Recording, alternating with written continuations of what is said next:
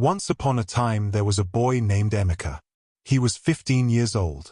He lived with his aunt in a small house in Lagos. Emika was quiet and kind. He had dark brown skin and deep brown eyes that looked worried most of the time. His hair was short and neat. He always wore simple clothes, a plain shirt and worn-out trousers. He helped his aunt every day. He cleaned the house, washed the dishes, and swept the dusty floor. He dreamed of going to school and making his life better, but money was always scarce. One bright morning, Emika was in the living room. He helped his aunt arrange chairs for the day. The walls were painted white, but they had faded over the years. A small radio crackled quietly on a shelf. His aunt, Mrs. Nkairu, hummed as she matched pairs of blue plastic chairs. Emika dusted the top of a tall cupboard. He did not know that today would change his life. Then they heard a loud engine outside. The sound made Emika's heart beat faster. He and his aunt hurried to the front door. Through the gate, they saw a black SUV that looked like a small bus. It gleamed in the sun. The engine idled with a soft growl. A single man in a smart suit stepped out and opened the back door. Emika's aunt gasped. "It's her time," Mrs. Nkairu whispered. She clutched Emika's hand and led him into the yard. Emika felt a knot in his stomach. The man in the suit bowed slightly to Emika and his aunt. He said, "Good morning, Emika." His voice was smooth and confident. Emika swallowed hard. A tall woman stepped out next. She wore bright red sneakers and tight black leggings that showed every muscle in her legs. Her top was gold and sparkled in the sun. Her skin was smooth and glowed under the morning light. She looked strong like a warrior. She had long braided hair that fell past her shoulders. She walked with her head held high. Emika stared without blinking. "Emika," she said with a soft but firm voice. She smiled, and the silver earrings on her ears caught the sunlight. "Hello, dear." She reached out and patted his shoulder. Her hand felt firm, like hard steel under smooth skin. Emika felt his cheeks grow hot. He mumbled, hello, His voice trembled. He felt like a small bird in a big storm. His aunt bowed her head slightly and said, "Welcome, Please come in." She led the woman into the small living room. Emika stepped behind, watching her every move. The woman looked around and smiled at Emika's aunt. Then she looked at Emika. "Your name is Emika?" she asked. He nodded. "Yes, She turned back to the man in the suit and said, "You may film now." The man took out a small camera and pressed a button. A red light blinked. They were live. Emika's breath caught in his throat. "Good morning, everyone," the man said into the camera. "We are live from Lagos. Today, we witness a very special event." Emika swallowed. He did not know what to expect. His aunt watched him anxiously. The woman in gold walked closer. "My name is Amora," she said, her voice clear and sure. "I am 50 years old. I have been told that I look much younger. Some even say I look like I am 25. Today, I will marry a boy named Emika." She paused so the camera could catch his face. Emika's heart pounded. He felt as if he could not breathe. He looked at his aunt. She wore a worried smile. "Why me?" Emika whispered, almost to himself. But the camera was on, and the man in the suit raised his eyebrows at Emika. Amora laughed softly. "Because I choose you, Emika. I want a whirlwind marriage." She winked at the camera. "We are going to show the world that love can be surprising." Emika felt a cold shiver run down his spine. He opened his mouth, but no sound came out. He looked at his aunt, hoping she would stop this. His aunt touched his arm. "Emika," she said in a low voice, "Amora wants to help us. She has plenty of money. She can pay for our home and send you to a good school." Tears welled up in her eyes. Emika's mind raced. He wanted to refuse. He wanted to run away. But he also thought of school and books. He thought of a roof that did not leak when it rained. He thought of his aunt's tired face. He took a shaky breath and said, "Okay, His voice was barely more than a whisper. Amora beamed. "That is wonderful, Emika. She reached into her purse and pulled out a small box. She handed it to him. Inside was a simple silver ring. It was not fancy, but it felt heavy in his small hand. The camera showed the ring to the world. Comments popped up. OMG, he is so lucky. What is going on? This is crazy. Emika slid the ring onto his finger. It was too big. It slipped to his knuckle. He looked at Amora, and she laughed again. It was a warm laugh, but it made Emika's skin itch. We will make it fit later, she said kindly. Now, let us celebrate. She turned and walked out into the yard. A long red carpet had appeared under the SUV. 2 chairs sat at the end, facing a small table stacked with pastries and juice. People began to arrive. Some were Amora's friends and helpers. They carried cameras, lights, and bouquets of flowers. A band set up drums and guitars. A singer tested her microphone. Soon, the yard was filled with music and chatter. Emika stood by his aunt. He wore his plain shirt and trousers, but someone handed him a neat jacket. He slipped it on, feeling tight around his thin arms. Amora wore a shimmering gown now, not gold but deep blue. It hugged her strong body and made her shine in the afternoon sun. The singer began to sing a slow song. Emika's aunt wiped a tear from her cheek. Emika looked at the cake on the table. It was white with pink roses made of sugar. He imagined tasting it, but his stomach turned. The singer finished and everyone clapped. Amora stepped forward to a small podium. She tapped a glass. The noise died down. Thank you all for coming, she said loudly so everyone could hear. Today, I marry Emika. This is not just for me. It is for his family. His aunt here will never worry about money again. And Emika, she looked right at him. Welcome to my world. She held out her hand. Emika took it. It was soft and cool. But when she squeezed his fingers, he felt a spark of fear. The singer began another song, and the party started. People ate pastries and drank juice. They laughed and took pictures. Emika stood beside Amora, looking around in shock.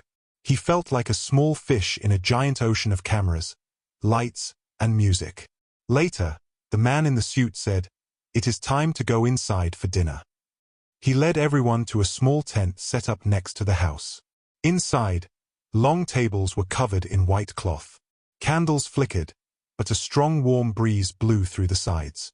Amora sat at the head of the table. Emika sat next to her. On his plate was rice with stew, plantains, and a piece of chicken. Emika picked at the edge of his rice. He did not want to eat in front of so many people. A woman next to him leaned over. "You must eat, child." She smiled. "Miss Amora is good to you." Emika nodded and took a small bite. The stew was spicy, but it warmed his throat. He chewed slowly. Amora watched him eat. When he swallowed, she said, "You are very brave, Emika." He swallowed again and said, "I am just tired." Amora's eyes softened. "It has been a big day. Go rest soon."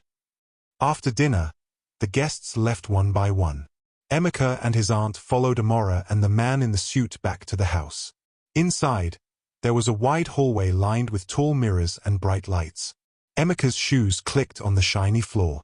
Amora led him up a polished wooden staircase. She stopped at a door at the end of a long corridor. She opened it and stepped inside first. Emika held his breath. The room was large and elegant. It had a big four-poster bed with white curtains. The sheets were crisp and clean. A soft rug covered the floor. On one wall stood a huge mirror that reached from floor to ceiling. It had a gold frame with carvings of flowers and vines. Amora motioned for Emika to enter. "This is your room," she said. "I hope you like it." Emika stepped in and looked around. He felt like he had walked into a palace. He had never seen something so grand. His eyes rested on the mirror. He saw his own reflection. A small, thin boy standing in a room made for royalty. He pulled at his jacket. I like it," he said softly. Amora smiled. "Good. Get some rest, and tomorrow we will have breakfast together." She patted his shoulder again. "Sleep well, Emika." Emika nodded. She left the room and closed the door. He set down his jacket and sat on the edge of the bed. He took off his shoes and lay back on the soft sheets. He stared at the mirror. It seemed to glow in the dim light of the corridor lamp outside. Emika's mind buzzed with questions and fear. He felt small and alone. He closed his eyes, but he could still feel the mirror's gaze on him. He thought he heard a quiet echo of laughter, but it might have been his imagination. His heart pounded. He tried to think of happy things, but all he could see was Amora's strong muscles and her bright smile. Emika sat up and rubbed his eyes. The mirror looked empty. He climbed under the covers and curled up. His breath slowed as he drifted towards sleep. In the silence, one final thought ran through his mind. What secrets hide behind that shining mirror? And with that question, the room grew darker around him, and Emika fell into a restless sleep, not knowing what tomorrow would bring. The next morning, Emika woke before the sun. His eyes opened to the hush of the big bedroom. The mirror in the corner caught a pale glow from the hallway. He blinked and sat up, the sheets sliding off his legs. His heart still beat fast from last night's fear. He pressed his hands to his chest and took a deep breath. The room felt cold, though the air outside would soon warm. He swung his legs over the side of the bed and placed his feet on the soft rug. The door stood closed, and through the crack he heard a faint sound. A low thump. Then another. A muted echo of what could be a soft landing. Emika stood and walked to the door. He pressed his ear against it and listened. The thumps grew louder, steady like a drum. He recognized them then, Amora's workout. She must be in the room across the hall, lifting heavy weights before dawn. The sound rolled through the halls of the mansion. Emika opened the door quietly and peered into the hallway. The flickering light from a tall lamp cast long shadows on the polished floor. He walked down the corridor, careful not to make a sound. His sandals clicked very softly. At the end of the hall he saw the door ajar. A warm, pale light spilled out from the room beyond. He approached slowly, each step measured. Inside, Amora stood by a set of dumbbells that looked twice the size of Emika's head. Her leggings hugged her muscular legs, and her gold top glowed under the overhead lamp. She gripped one dumbbell in each hand and lifted them up by her shoulders. Her arms flexed and the muscles rose like small hills beneath her skin. Emika watched in awe. Her breathing was steady and strong. The mirror behind her showed her whole body in perfect form. Every muscle moved in harmony. She raised the weights above her head, held them for a count, then lowered them back down. Thump, thump, thump. She switched arms and repeated the motion. Emika's heart pounded as if he wanted to join her. He watched the sweat bead on her forehead and roll down her cheek. Even in the dim light, she shone like a warrior ready for battle. Amora paused and set the weights down. She turned and stretched her arms wide, her muscles rippling. Then she smiled, looking at herself in the mirror. Emika felt a chill. Her strong shoulders rolled back, and she straightened her spine. The mirror made her look taller and more powerful. Emika swallowed hard. Amora glanced over her shoulder. She had not heard Emika enter. Her bright eyes met his in the mirror's reflection first. Then she turned. "Good morning," she said, her voice soft but sure. "You're up early." Emika stepped back, nearly tripping on his sandals. I couldn't sleep," he said. His voice shook. He hoped she would not scold him for spying. Amora set her hands on her hips and smiled kindly. "Come here," she said. "Watch closely." She reached down and picked up a resistance band, a thick loop of rubber. She stepped onto it with both feet and held the other side in her hands. Emika watched as she pulled the band up, the rubber stretching tight. She worked her biceps, then switched to her back, and then to her legs. She bent and straightened, each motion precise and smooth. Emika's mouth went dry. He stood at the door, rooted to the spot. He did not understand how she stayed so strong and young at 50 years old. The muscles rose and fell like waves on the ocean. He had never seen anything like it. Amora finished her workout and dropped the band. She wiped her forehead with a towel and walked over to Emika. "You look worried," she said, her tone gentle. "Are you all right?" Emika nodded but did not answer. He felt small next to her. His plain shirt and worn trousers matched the dim hallway. Amora wore perfect fitness clothes and moved like a dancer. "Come have some breakfast," she said. "You'll feel better." Emika followed her out of the room. They walked down the hall to a sunny patio overlooking a manicured garden. A long table stood with plates, bowls, and glasses. Fresh fruit, bread, and juice waited. Amora poured 2 glasses of orange juice and handed one to Emika. "Drink up," she said. "You need fuel." Emika took the glass and sipped. The juice was sweet and tangy. He closed his eyes. It filled his body with warmth. He sighed without thinking. Amora laughed softly. "See? Better already." He opened his eyes and looked at her. "How do you stay so fit?" he asked. "I mean, how do you have those muscles? At your age?" She set down her own glass and leaned back in her chair. The sunlight caught her braided hair and turned it dark red. "It takes work," she said. "I train every day. I watch what I eat.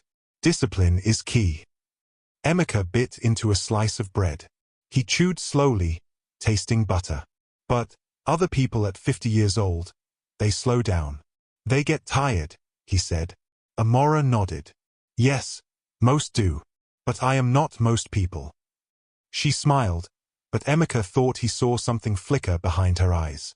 A quick flash of something dark, like a secret she did not want to share. He swallowed and asked quietly, "Does it ever hurt? All that lifting?" Her smile grew wider.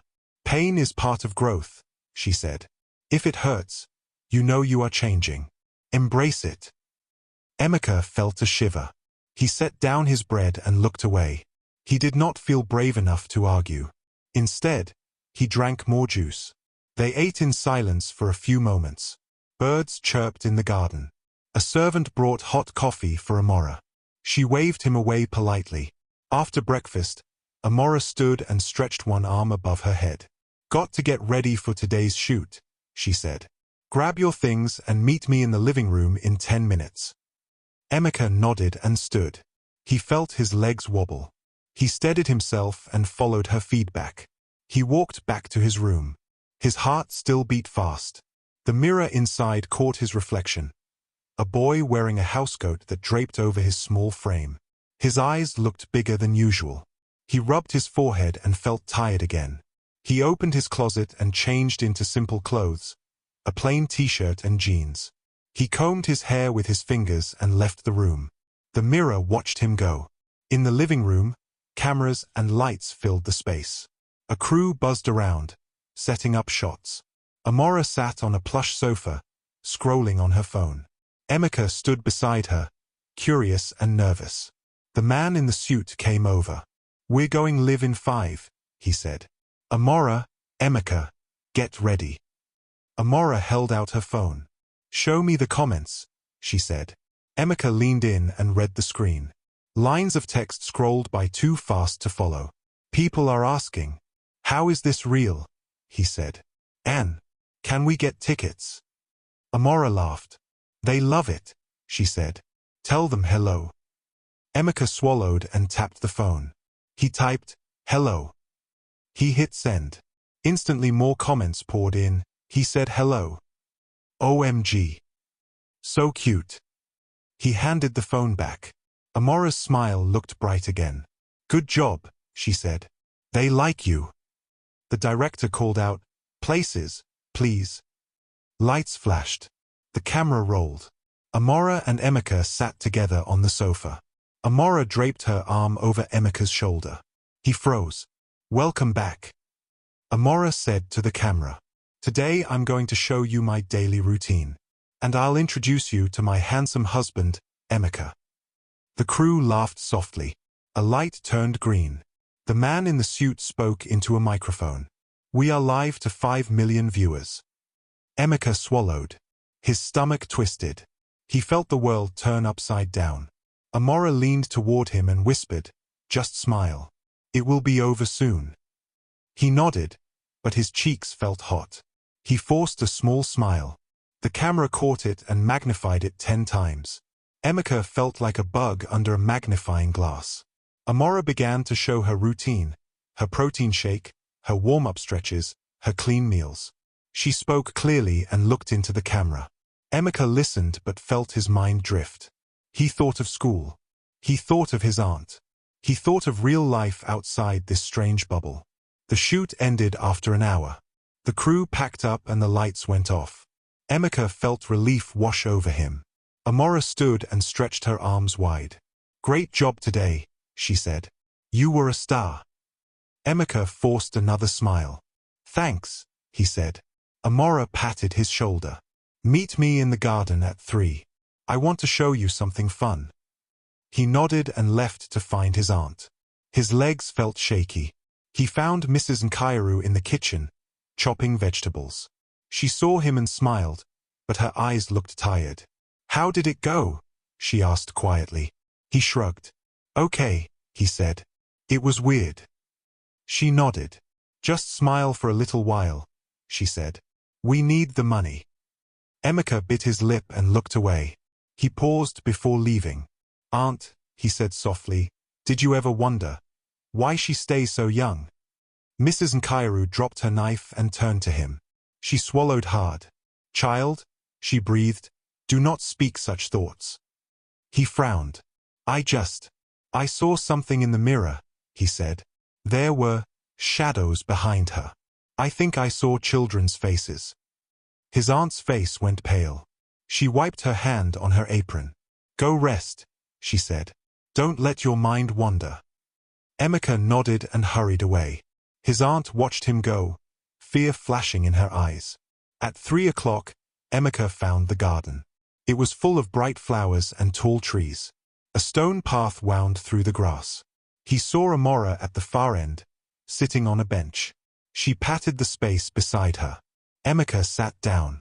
She handed him a smooth, dark stone. "This is for you," she said. "It's from the river near my old home." He turned the stone in his hand. It felt cool and heavy. "Thank you," he said. She smiled. "I used to hold stones like this when I was a child. They reminded me of my strength." He looked at her. "Your strength, it's amazing." She laughed and stood. "Come on." She led him to a small fountain shaped like a mermaid. Water trickled from her mouth into a shallow pool. A wheelbarrow filled with flower petals lay nearby. Amora dipped her hand into the water and splashed some on her face. Then she scooped petals and let them drift across the surface. She focused on the mermaid's reflection. Emika watched her. She looked peaceful for a moment, almost ordinary. Then she turned and looked at the mirror leaning against a nearby tree. It was an old, full-length mirror with a faded gold frame. Emika had not noticed it before. It stood alone in the grass, reflecting the sky and the treetops. "What is that?" he asked. Amora's smile faded. "Just an old mirror I found," she said. "I like to see the clouds." Emika stood and approached it. He felt a breeze ripple across the glass. He peered into it. For a moment he saw only himself and the green grass behind him. Then the air shifted. He saw shapes move. He blinked hard. The shapes stayed. Faint outlines of small bodies. Children holding hands, standing behind Amora's reflection. Their faces were pale, like moonlight on stone. They did not move, but he felt their eyes on him. He stumbled back. His heart pounded. "Amora," he said, voice shaking, "who are those behind you?" Amora's face hardened. She walked to the mirror and stood in front of it. She held out her hand, palm flat. The children's shapes shifted, but they stayed. She did not touch them. Emika watched, frozen. The mirror showed Amora's strong figure, but behind her, the shadows of children still stood. Their mouths opened, but no sound came out. Their eyes were empty holes that drew him in. He wanted to scream. He wanted to run. But he could not tear his eyes away. Then Amora turned and placed a hand on Emika's shoulder. Her touch was warm. He jumped. "Come away from that," she said softly. "It's just an old mirror. Sometimes it shows things we want to hide." He did not answer. He stared at the glass. The children's shapes faded, melting into the trees and sky. Emika shook his head. "No," he whispered. I saw them. Amora sighed and took his hand. Come on, she said. Let's go inside. He followed her, his gaze fixed on the mirror until he was inside the house. The door closed behind him, muffling the world outside. Emika placed the dark stone from the fountain on a small table. He walked down the hallway, his footsteps echoing. He passed the big mirror that led to his room. He did not look at it. He felt the weight of what he had seen pressing on his chest. He reached his room and shut the door. He sat on the bed and hugged his knees. His mind raced with images of the pale children. He closed his eyes, but the faces stayed when he blinked. That night, Emika lay in bed and listened to the hush of the mansion. The moonlight crept through the curtains and painted the floor silver. He thought he heard whispers in the walls. He pressed his pillow over his ears. He dreamed. In his dream, he stood before the old mirror in the garden. The children's shapes stood there again. They reached toward him, their hands trembling. Their eyes begged for help. Their mouths opened wide in silent cries. Emika stepped forward, but the ground turned to water beneath his feet. He sank into the pond that the mirror had become. The mermaid's fountain bubbled beside him. The children's faces floated above the water, their hair drifting like seaweed. His chest tightened. He tried to call out, but his voice was gone. He reached for the shore, but it slipped away. He turned and saw Amora standing on the bank, her expression calm. She held the dark stone in her hand. She raised it and the children's faces shivered. Emika reached for her, but the stone glowed in her palm. The glow spread across the water, and the children's shapes dissolved into fog. Emika felt himself fall deeper into the pond as the fog closed in around him. He woke with a start. His body shook. He sat up, gasping. The moonlight still painted the floor. His heart pounded in his ears. He wiped sweat from his forehead. He looked around the room. Everything was normal. The mirror stood in the corner, dark and silent. Emika pressed his back to the headboard. He slid down until he sat on the floor. He wrapped his arms around his legs and buried his face in his knees. He stayed that way until dawn, when a pale light crept under the door. The house was quiet. Emika closed his eyes. He drew a shaky breath and whispered to himself, I saw them. I saw the children. He did not know what it meant. He did not know what to do. But he knew he could never forget their pale faces. The secret behind Amora's beauty had shown itself at last. And as the first bird sang outside, Emika closed his eyes and prayed for morning to bring answers, though he feared it might bring even darker truths. Emika woke with the sun high in the sky. He felt heavy in his chest. Last night's dream still raced in his mind. He sat up and rubbed his eyes. His body ached from worry and fear. He did not want to stay in bed another minute. He slipped out of his room and closed the door softly. The hall was quiet. Mirrors on the walls reflected his small figure walking alone. His sandals made soft clicks on the polished floor. He held his breath and tiptoed past the study, past the lounge, until he reached the vanity room door. Inside the vanity room, sunlight poured through the tall windows. Dust floated in the light. The room felt bright and calm. A long counter held makeup brushes, lotions, and hair combs. A wide mirror leaned against the wall. On the counter lay a single phone, its screen dark. Emika's heart pounded as he looked at it. He stepped forward, careful not to touch anything. His hand shook as he reached for the phone. When his fingers closed around it, the screen lit up with a soft glow. Emika held it close. He tapped the home button and entered the code he had seen Amora use before. The screen unlocked. He saw the photo app. There, hidden at the bottom, was a folder named Private. He tapped it. The first image loaded. Emika's breath froze. A small child lay on the floor, arms bound by thick rope. The child's eyes stared blankly at the ceiling. The room in the picture was dark and empty except for that child. He swallowed hard and scrolled. The next image showed a little girl tied to a wooden chair.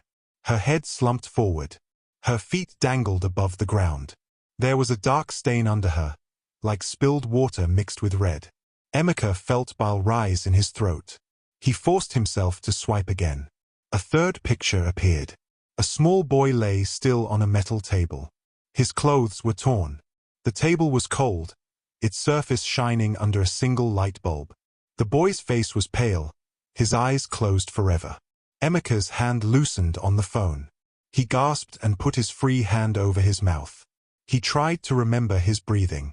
A soft creak came from the hallway behind the door. Footsteps approached, slow and even. Emika's heart slammed against his ribs. He had no time. He tapped the home button. The screen flipped to the lock page. He locked the phone with a slide. Emika set it gently back on the counter. He shoved aside a hairbrush to cover it. Then he turned and backed out of the room. His back hit the cool wall in the hall. Emika slid down until he sat on the floor. His legs trembled. He pressed his hands to his knees and tried to calm his racing heart. He heard the footsteps stop at the vanity room door. A servant's voice, soft, said, "Hello? Miss Amora." Emika pressed his ear to the wall and stayed silent. After a moment, the servant walked on. The click of shoes faded. Emika waited until all sound died. Then he crept away, putting distance between himself and that horrible secret. By evening, Emika felt hollow. He had no appetite, but he sat at the dinner table anyway. The dining hall glowed with candlelight. Silver holders lined the long table. Plates of jollof rice and chicken stew steamed in the center. Emika stared at his plate, unable to lift a fork. His aunt, Mrs. Nkairu, sat beside him. She poured water into his glass and placed her hand on his arm. "Eat, child," she whispered. "It will calm you." Emika shook his head. His throat felt tight. Across from him, Amora watched with a patient smile. Her muscles relaxed under her dress. She held a fork in one hand and lifted a piece of rice. "Try it," she said kindly. "It is good." She ate a small bite and closed her eyes as if savoring a fine taste. Emika forced himself to pick up his fork. He scooped a small bit of rice and stew. He brought it toward his mouth. Then he set the fork down hard. His aunt gasped. Silverware clattered on the plate. Emika stood and scraped his chair back. The room fell silent. The servants froze. Candle flames flickered. Emika's voice trembled but rang out clear. "What did you do to those children?" Amora's fork hovered in midair. She looked at him, calm. "What are you talking about, Emika?" she asked softly. He pointed at her. "On your phone, photos of kids you tied up and killed. I saw them today." His chest heaved. He swallowed and pressed his hands on the table for support. Aunt's eyes widened. She opened her mouth as if she wanted to speak, but no words came. Amora's face did not change. She set her fork down and leaned forward. "Let's not say such things," she said gently. "I know you are tired. You have had a big day. Perhaps you are imagining things." Emika's cheeks burned. He said, "I am not imagining. I opened your phone and saw them. Those children are gone because of you." Amora's smile turned faint. "Emika, sit down. You are making a scene." She spoke softly, but her tone held power. It stopped the servants from moving. He glared at her. "Show me your phone. Let me see those pictures again." His voice cracked. Amora studied him with cool eyes. Then she rose from her chair. Chairs scraped on the floor. She walked around the table and faced him. Candlelight danced on her skin. "Listen, child," she said. "I won't let you speak like this. You will eat your meal, and you will rest. I will not show you any pictures because they do not exist." Emika stood tall, his small frame shaking. "I will not eat until you explain." His voice shook but stayed strong. His aunt rose and stepped between them. "Please, Emika," she whispered. "Sit down." She placed her hand on his arm.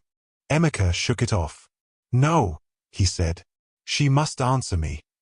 His eyes locked on Amora's. Amora nodded slowly. "Very well." She turned away and strode back to her seat.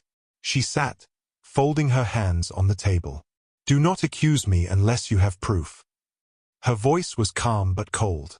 Emika stared at the empty space where his proof still lay hidden. He wanted to shout but could not. The servants stood rigidly in the shadows, waiting. His aunt took a deep breath. She motioned Emika to sit. After a moment, he lowered himself onto his chair. His chair scraped once as he moved. He closed his eyes and fought tears. Amora leaned forward. "I have done nothing to hurt anyone," she said. "These stories will stop if you eat and rest." Emika forced himself to pick up his fork again. He scooped a small bite of rice. He chewed and swallowed. His aunt watched, relief on her face. Amora sat back and looked at him with a soft expression. The rest of the meal continued in tense quiet. Emika's mind raced with questions. He felt sick but forced down another small bite. At last, the candles burned low. Amora stood and clapped lightly. "Good night, everyone," she said. "Thank you for joining us." She walked away. The servants followed and began to clear the table. Emika and his aunt rose slowly. They walked through the hall. Emika's legs felt weak, like jelly under his skin. His aunt put her arm around him. "It will be all right," she said in a low voice. "Try to rest." Emika did not answer. He barely heard her. In his room, Emika closed the door and sank to the floor. He pressed his back against it and slid down until he sat with his knees to his chest. His breath came in short bursts. He looked at the big mirror in the corner. The last light from the hallway lamp shone on its glass. Emika stared at his reflection. His eyes dark and hollow, his shirt rumpled. Then he heard it. A soft whisper, so low he thought he imagined it. "They remember you." The words drifted in the silence. Emika's breath caught. He looked away from the mirror. Then he heard it again. "They remember you." The voice sounded sad and tired. He turned toward the mirror slowly. His reflection stared back. Behind him in the glass, faint outlines of small hands pressed against the glass, reaching toward him. Emika jumped up and backed away. "No!" he shouted. He covered his face with his hands. His legs stumbled until he hit the bed. He collapsed onto the mattress and threw the covers over his head. He heard the whisper once more. "They remember you." It faded into the dark. Emika lay still, his heart pounding. He did not move until the whisper was gone. The room was silent again, but Emika knew the truth. He pressed his eyes shut and prayed for sleep, though he feared the night held more secrets than he could bear. Emika woke to the sound of quiet rustling in the hallway.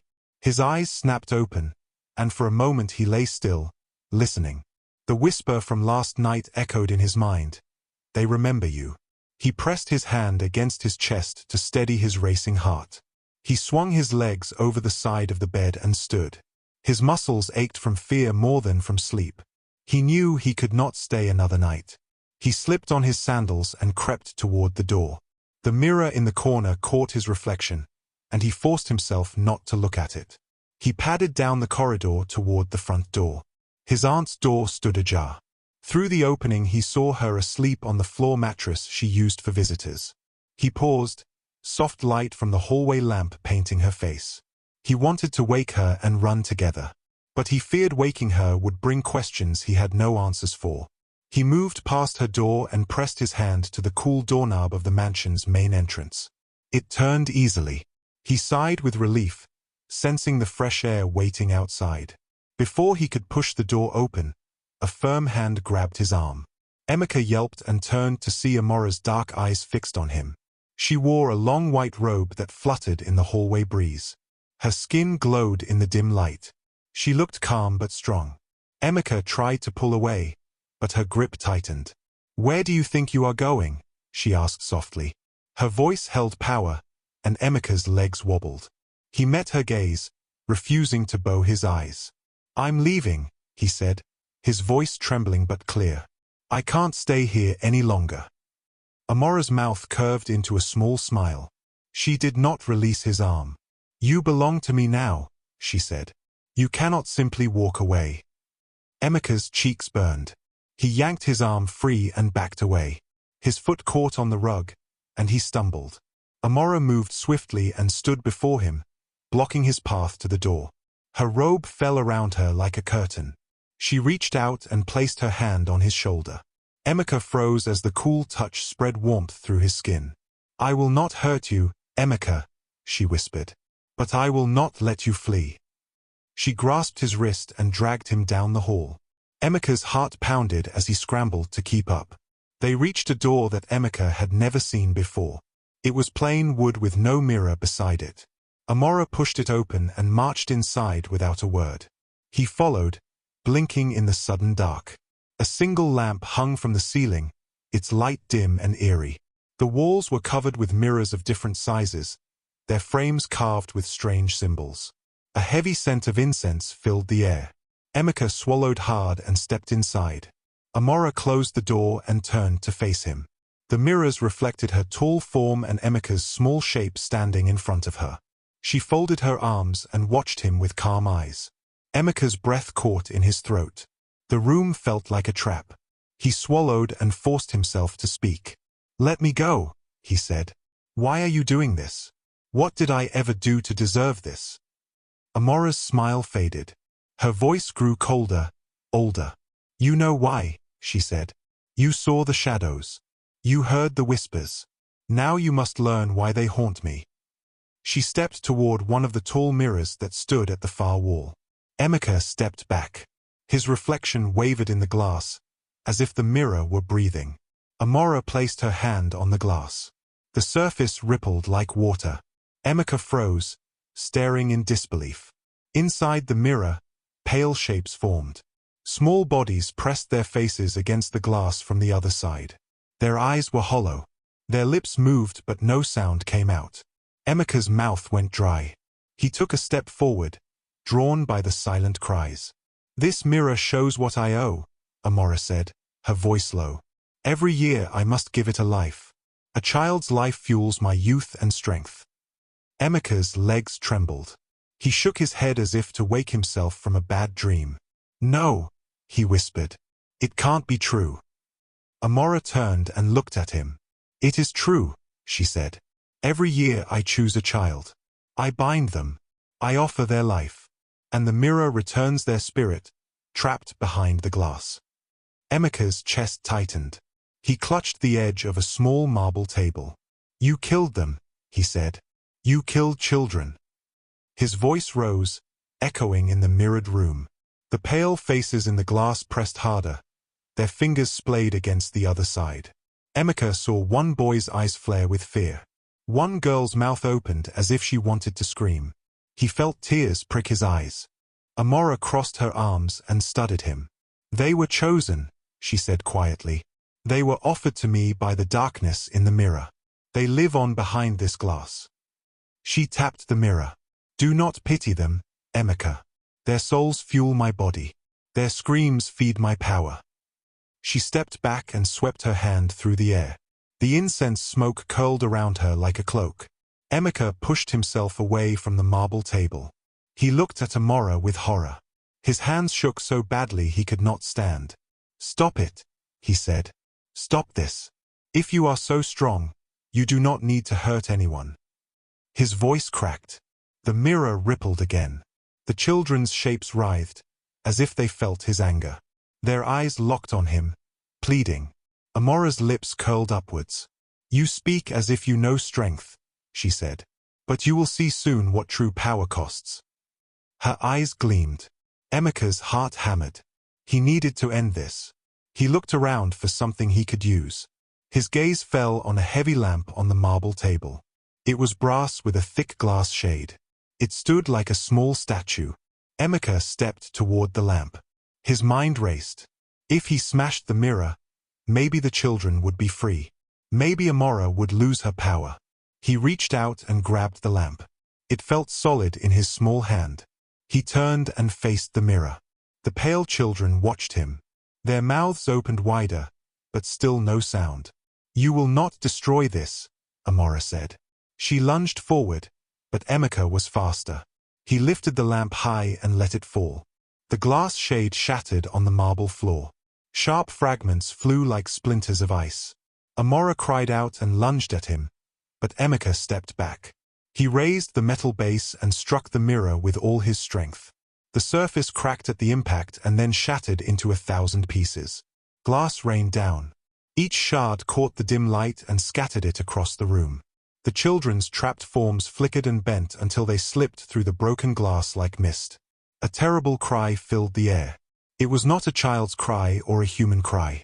It sounded as if all the suffering of the world had been released at once. Emika covered his ears, but the sound grew louder, echoing off the walls. Hot tears ran down his cheeks. He fell to his knees amid the broken lamp pieces and mirror fragments. Amora stood in the middle of the shattered mirror shards. For a moment she looked unharmed, her robe billowing around her. Then she shivered and her strong form began to sag. Her skin lost its glow. The fine lines around her eyes deepened into wrinkles. Her muscles deflated like a leaking balloon. Her hair lost its color and turned gray. Emika watched in shock as she crumpled to the floor. The ivory robe tore and hung in tatters around her. She stared up at the broken mirror frame, her eyes blank. Emika crawled forward but hesitated. He had never felt so afraid. Yet he knew he had done the right thing. The terrible cry faded into a distant whisper, then silence. Amora lay on the hard floor, her chest rising and falling slowly. Her hands, once strong and firm, now trembled. Emika squeezed his eyes shut and opened them again. She was no longer the mighty Slay Queen. She was an old woman broken by her own dark bargain. Emika felt his throat tighten. He knelt beside her and gently touched her shoulder. Amora's eyes fluttered. She looked at Emika and tried to smile, but the effort failed. "Why?" she whispered, her voice weak. "Why did you do that?" Emika's eyes blurred with tears. He swallowed. "Because you hurt children," he said softly.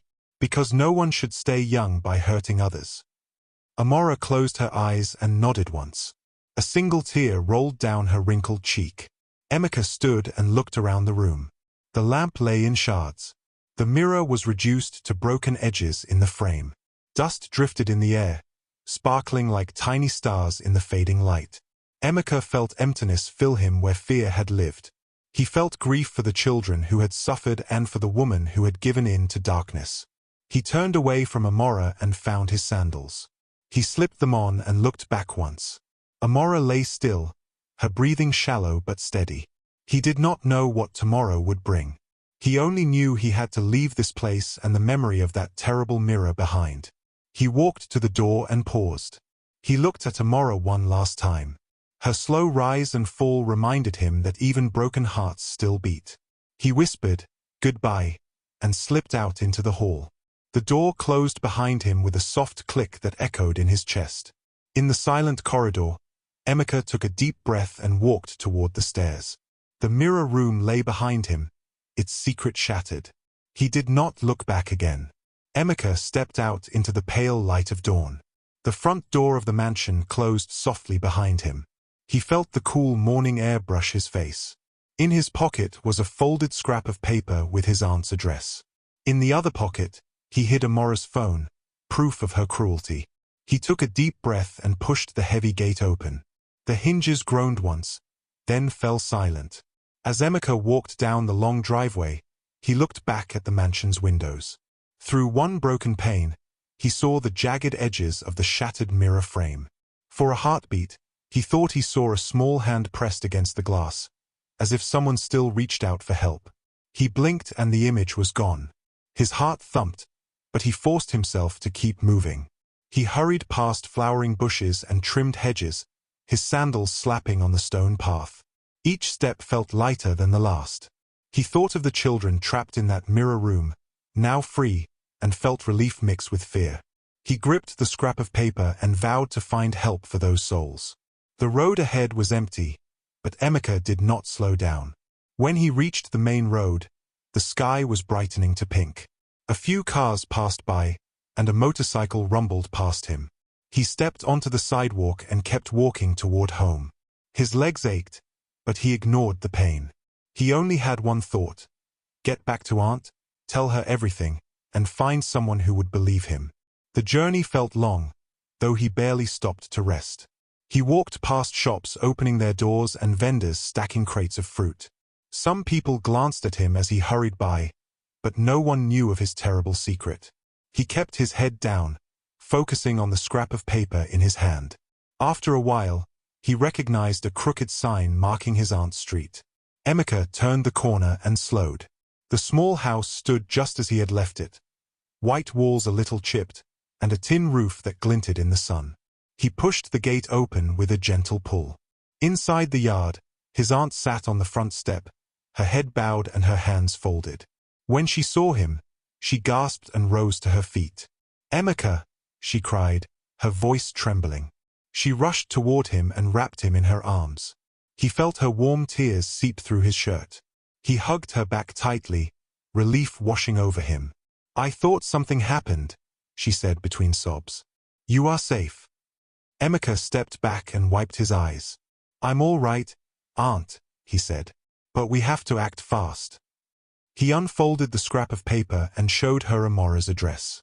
He pulled out the phone and handed it to her. "Look," he said quietly. "She did this. She hurt children."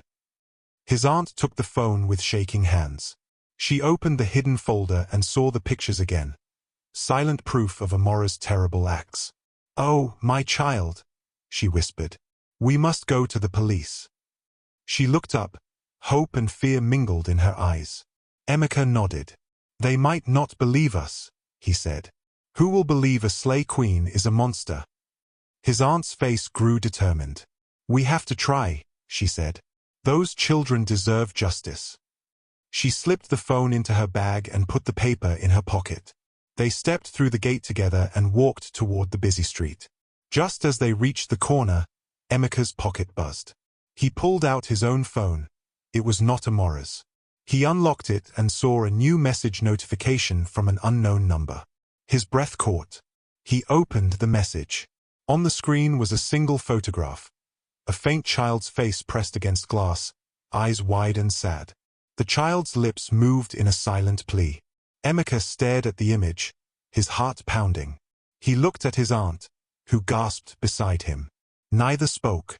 The photograph faded from the screen as suddenly as it had appeared. Emika's hand shook as he held the phone. He realized then that some reflections never fade, and some horrors follow you forever. Thanks for watching. If you enjoyed this story, please leave a like and subscribe. Here is another interesting story to watch. Click to watch now.